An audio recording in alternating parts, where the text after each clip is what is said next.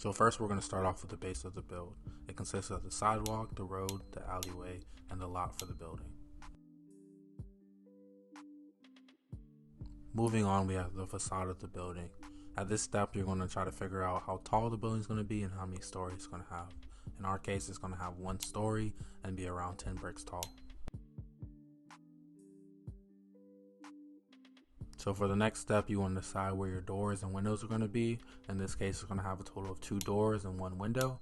And you got to kind of think in the mind of like how an actual building is, like where would you want the doors and windows to be realistically.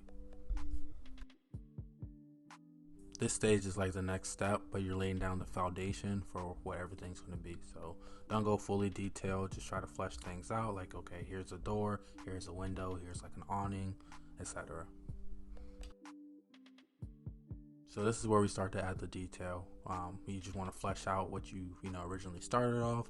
You want to add windows to the actual frames and doors to the frames. You want to pick your colors, add little small details like chairs, umbrellas, and things like that.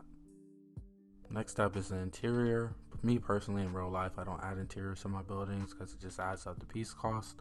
But if you like to, this is the step to do it. Add a nice flooring. The lights, you really can't do unless you get a kit, and then like tables and such. So I added a second story to the building using the same steps that we mentioned previously, and this is what I came up with. You can make it taller, shorter, you can make it just covering half the building instead of the full building. It's really up to you. It's very versatile in that way. So I left the interior up to imagination, partly because I'm lazy and partly because it's up to you really what you want to display in the interior. Most of my builds and designs I use as display, so the interior is not really necessary. So if you like the video, please subscribe.